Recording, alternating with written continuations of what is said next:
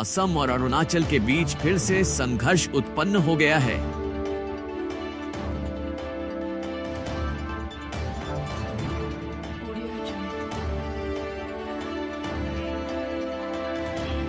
अरुणाचल के 200 लोगों के गिरोह ने सैकड़ों बड़े बड़े पेड़ काट डाले।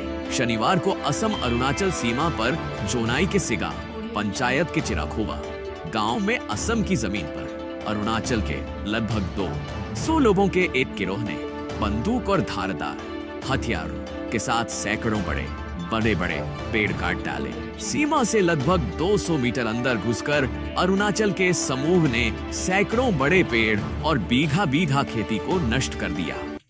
प्राय आमी 2007 চনৰ পৰাই আমি এইখন মাটি দখল কৰি লোৱা হয় আৰু সেই মাটিৰ ওপৰত প্ৰায় তেতিয়াৰ পৰাই আমি পটল খেতি কৰো, তিল চিল তেনেকৈ আমি কৰিয়ে থাকো আৰু সেইমতে প্ৰশাসনৰ ফালৰ পৰা বা অসম চৰকাৰে আমাৰ এই মাটিৰ ওপৰত সাৰ্ভে কৰাও হ'ল আৰু সাৰ্ভে সীমা ইয়াৰ পৰা প্ৰায় 200 মিটাৰ আঁতৰত আছে আৰু এই মাটিৰ ওপৰত কি বুদ্ধি কৰিছে আমি নাজানো যে অৰুণাচলৰ দুৰ্বৃত্তই হয়নে নে কোনোবা সামাক কিবা পায়াং আছিলে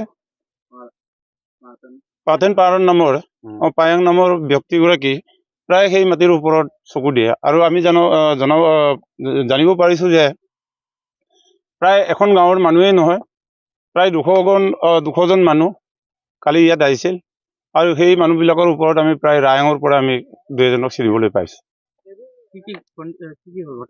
ঘটনাটো হ'ল আমাৰ ইয়াত গোটেই তিল খেতি আদায় কৰিলে কাটি চোকা অস্ত্ৰৰে আৰু ইয়াত গছ গছনি গোটেই আপোনালোকে নিজেই দেখিছে যে গোটেই গছ গছনি তৈৰং কৰি পেলালে। আপোনালোকে প্ৰশাসনক জনাইছে? জনাইছো। প্ৰশাসন আহিছিলে নেকি? প্ৰশাসনো আহিছিলে, আমাৰ চিঅ ছাৰ আহিছিলে। কি কৈছে? চিঅ ছাৰে চাই কৈছেগে যে দৰখাস্ত দিবলৈ কৈছে, কেছ দিবলৈ কৈছে। মানে এই মানুহবোৰ আহিছিলে যে কি লৈ আহিছে?